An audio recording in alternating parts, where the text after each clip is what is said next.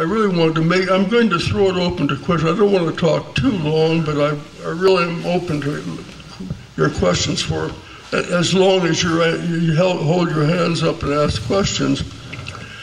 First place, I'm very, very appreciative of the Stearman Restorers Association for keeping alive an interest in Stearman planes.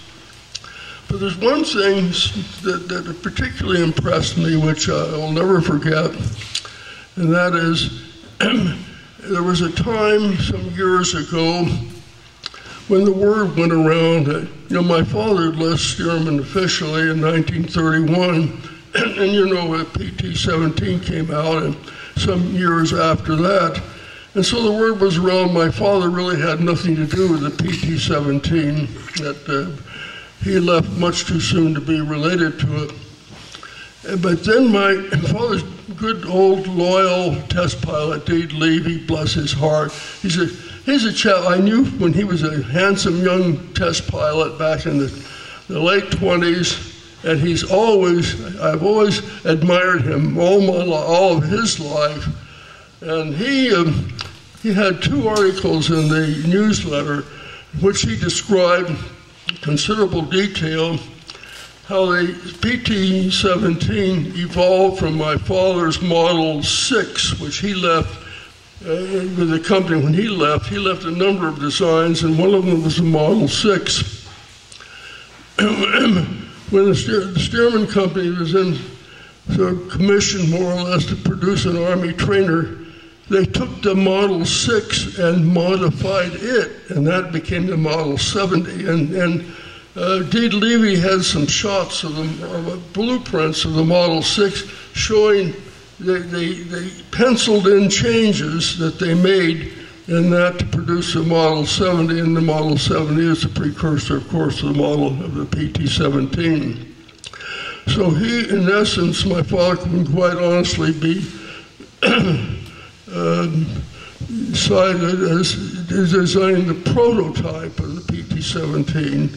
And as I said, it all evolved from that. So I've always been very, very appreciative of his effort. Also, he lobbied to get my father into the National Aviation Hall of Fame.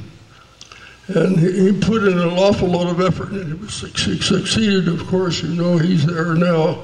Should have been there a long time ago, but apparently the process is very political, and Dede Levy managed the politics, and he got it through.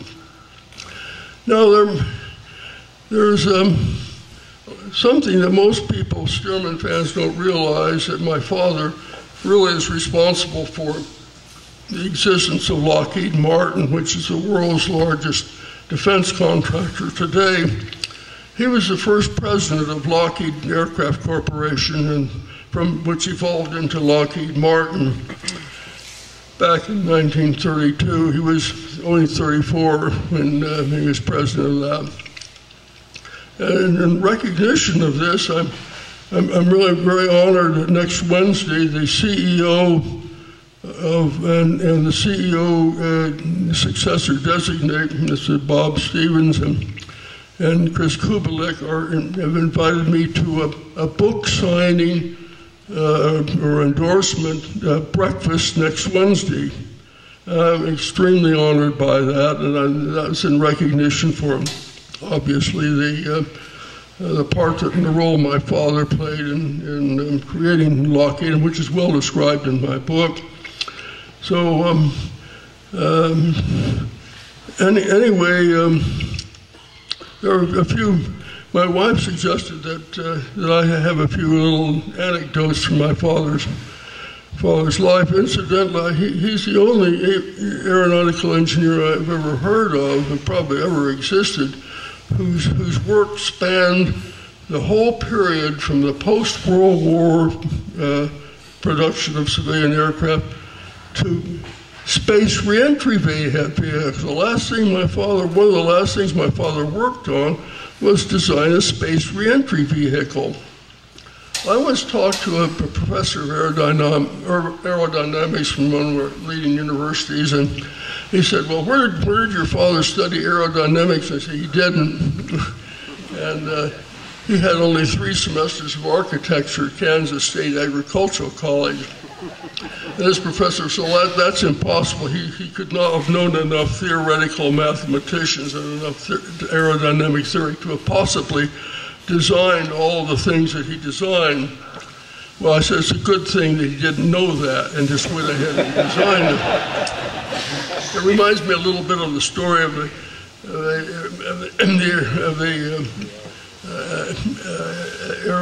aeronautical engineering professor who said that in theory the bumblebee cannot fly. Well, it's a good thing that the bumblebee does not know that and flies anyway. So anyway, that's I think is an incredible span of that goes. He really started his career. His first major achievement was designing and helping produce probably this country's first production line civilian aircraft after World War I. That's the New Swallow. That's where I had my first airplane ride at 22 months old in the New Swallow. And this what made civil aviation aircraft production possible, and the only thing that made it possible right after the war, was the availability of the OX-5, Curtiss OX-5 engine, which had been, the government had purchased a large number of them. They powered the Curtiss JN4 trainer. So they had all of these surplus OX-5 engines, which were relatively inexpensive. In those days, aircraft engines were enormously expensive, and that greatly inhibited the production of civilian aircraft. But with the availability of all these cheap OX-5 engines, the civilian aircraft really took off in the immediate post-World War I years. Well, I could go on, but I